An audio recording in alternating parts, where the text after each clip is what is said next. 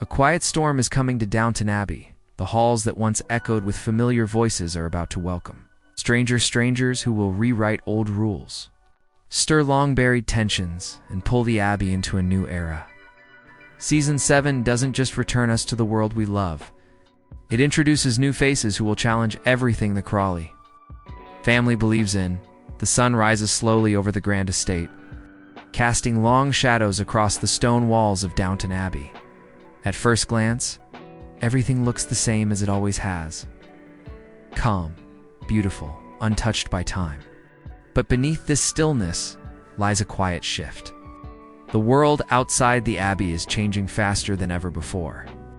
And now, change is knocking on its doors again. Season 7 opens with a feeling of both hope and uncertainty. Years have passed since we last walked these corridors. The Crawley family has survived scandals, heartbreak, war, and the pressure of a shifting society. They have adapted, rebuilt, and found their place in a more modern world. But the truth is simple. Downton cannot stay the same forever. New challenges are rising, new expectations, new dreams. And with them come new people who will not tiptoe around tradition. Lady Mary, now standing firmly at the center of the estate's future, feels the weight of this moment more than anyone. She has fought to protect her family's legacy, yet even she can sense something different in the air. The Abbey she grew up in is no longer just a symbol of old noble life. It is becoming a crossroads between past and present. Every decision she makes now shapes the future of Downton. Below stairs, the servants whisper about the changes as they prepare for another day. Some fear what lies ahead. Others feel excitement. But all of them know one thing: the rhythm of life at Downton is about to shift. And it begins with the arrival of new faces that bring secrets, ambition, trouble, and maybe even hope. This season doesn't just continue the story, it expands it. It challenges long-held beliefs. It tests relationships. It forces the characters we love to confront what Downton Abbey means in a world that refuses to stand still. And as the gates open to welcome the newcomers, one question rises above all others. Will these new voices strengthen the Abbey or break it apart? The familiar heartbeat of Downton Abbey rises again as the returning characters step back into the spotlight. Their presence is steady, grounding, and deeply emotional, because before the new faces arrive, we must feel the weight of those who built this world. Lady Mary moves through the grand hall with quiet strength. She is not the uncertain young woman from earlier seasons. She has grown into someone who understands the price of responsibility. The estate depends on her choices now. Every room she passes seems to respond, as if Downton itself knows she is its guardian. But even with her poise, there is a flicker of worry in her eyes, unspoken fear that the world is changing faster than she can control. Tom Branson, once the outsider, now walks the Abbey grounds like a man who truly belongs. His ideas are bold, sometimes too bold for the older generation, yet he believes Downton must evolve, or it will fade away. He has become the bridge between tradition and progress. But whispers follow him, rumors that someone new may challenge his vision for the estate. Lady Edith returns, carrying both success and scars from the life she built outside Downton. She brings stories of the world beyond these walls, stories of opportunity and pressure. Her reunion with the Abbey feels warm, but beneath her smiles lies the memory of past struggles. Edith knows too well how quickly peace can break. Downstairs, life feels more familiar, but no less fragile. The servants continue their routines with practiced precision. Silver polished, tables set, halls swept. Yet each of them senses something different in the air. Change doesn't just happen upstairs. It travels down, affecting every worker, every meal, every rule. Some welcome it, some fear it, but none can ignore it. Even the memory of the Dowager Countess lingers like a stern but comforting shadow. Her sharp words, her iron spirit, her deep love for the family, these echoes guide those she left behind. Her absence feels heavy, yet her influence remains louder than ever, especially as new people arrive who would never dare challenge her. If She Were Still Alive, the returning cast forms the foundation of Season 7. Their history is rich, their bonds unbreakable, their scars still healing. And as they gather again in familiar rooms filled with sunlight and secrets, one truth becomes clear. Change is coming to Downton Abbey, not slowly, not quietly, but with the force of a new generation. And these returning characters will either hold the Abbey together or watch it slip from their hands. The first new arrival steps into Downton Abbey like a shadow shaped by secrets. His name spreads through the halls before he even reaches the front door. Lord Nathaniel Harrow, quiet aristocrat with a past no one can fully trace. He does not enter with boasts or loud introductions. Instead, he carries a calm confidence, the kind that makes people wonder what he already knows. From the moment his carriage stops at the Abbey, the atmosphere changes.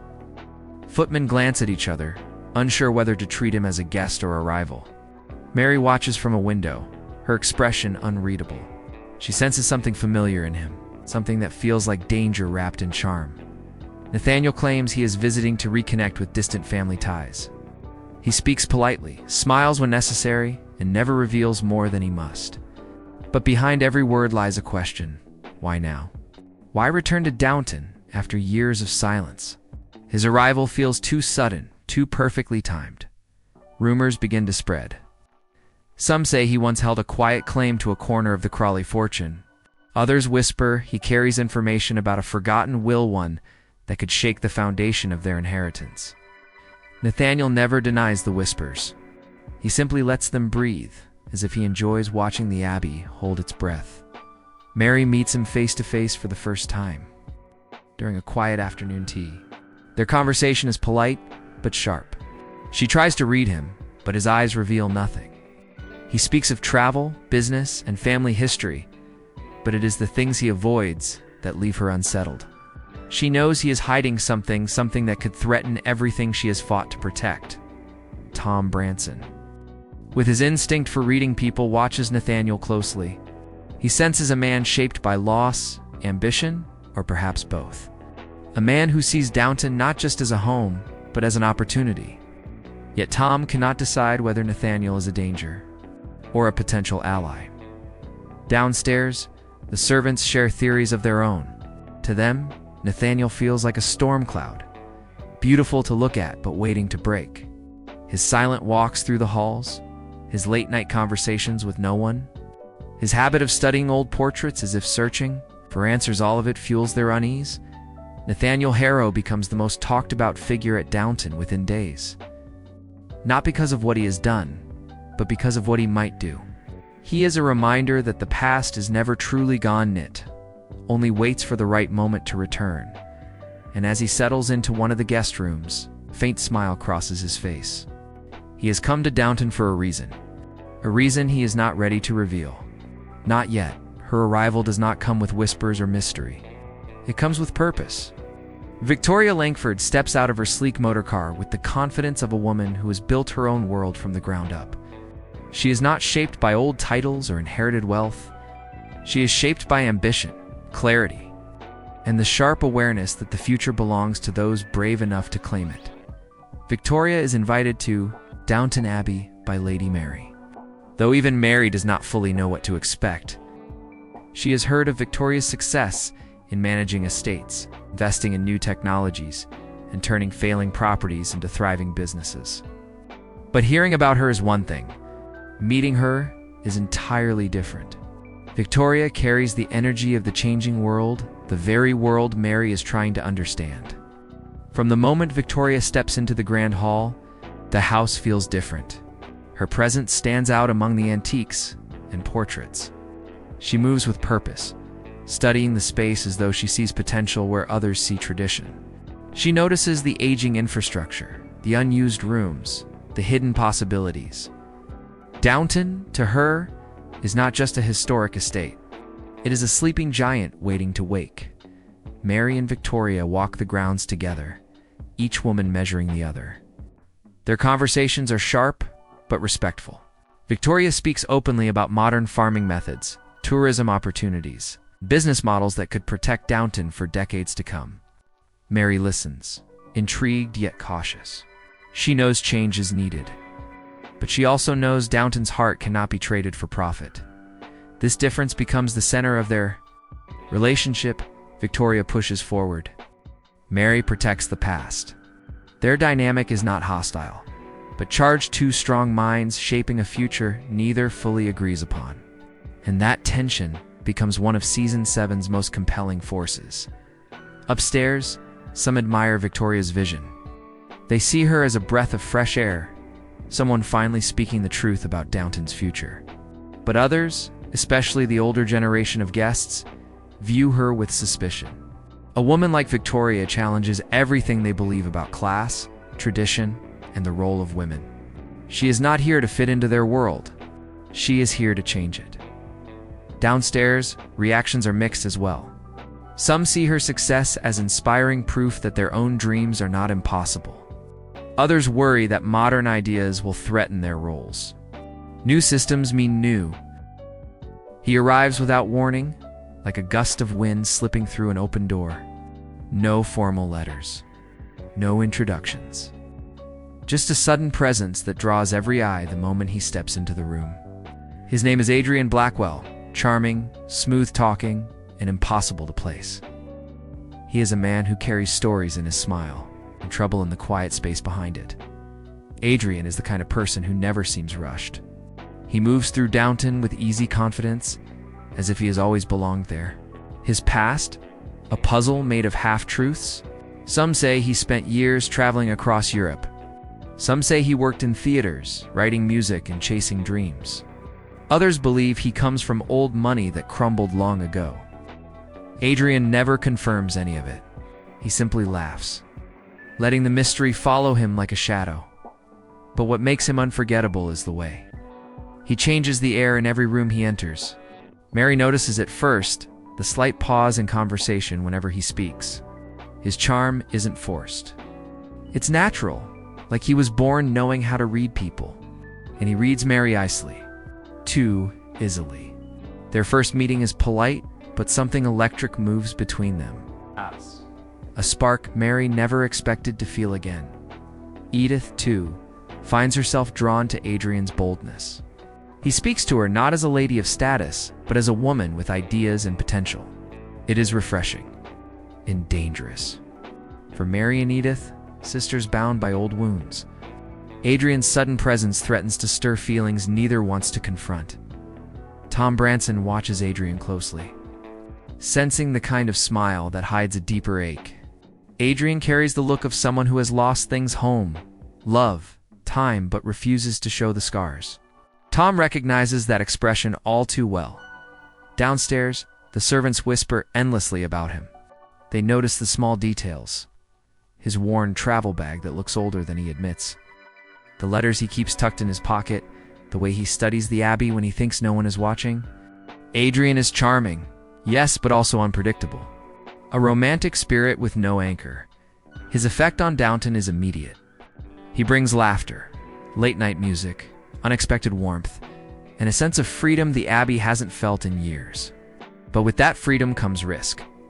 For every heart he opens, another door to conflict swings wide. Feelings shift. Loyalties waver. And the Crawley sisters find themselves facing a question they thought they left behind. Do they follow their hearts? Or protect the life they've built? Adrian Blackwell may not be the villain of this story, but he is certainly the spark. The one who ignites emotions long buried. The one who teaches Downton that real love is never simple, never neat, and never without consequences.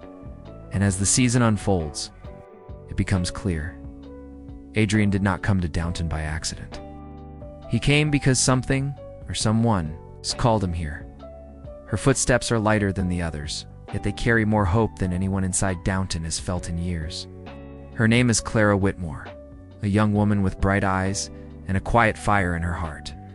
She arrives not with wealth or influence, but with something far more dangerous in a house built on tradition-dreams. Clara does not come from a long line of servants. She does not know the old codes or silent rules the staff has followed for decades. What she does know is the value of hard work, the strength of courage, and the feeling of wanting more than the world tells you to expect. As she steps into the servants' hall for the first time, her excitement mixes with nerves. This place is grand, beautiful, and overwhelming. Yet she feels drawn to it, as if she belongs to its future rather than its past. Mrs. Hughes spots the innocence in Clara immediately. She sees a young woman who might break under pressure or rise above it. Mr. Carson, though no longer head but still a guiding presence, studies her with cautious admiration. Downton has seen ambition before, but Clarice is different. It is not born from greed, but from hope. Clara throws herself into her work. She listens closely, learns quickly, and treats every task like a chance to prove her worth.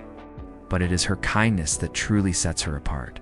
She helps when she doesn't need to. She apologizes when others would argue. She smiles even on the hardest days. And slowly, the staff begins to soften toward her. But not everyone welcomes her light. Some servants whisper that she aims too high, that she wants to change systems that should stay untouched. Others fear her ideas' little suggestions about efficiency, fairness, respect might bring unwanted attention from upstairs. Downton has always run in a certain way, and Clara's gentle questions feel like small earthquakes. Her closest bond forms with Daisy, who sees something of her younger self in Clara: curiosity, courage, and a hunger to grow. But even Daisy worries that Clara's dreams might lead her somewhere painful. Ambition in a place like Downton can lift you up or tear you apart.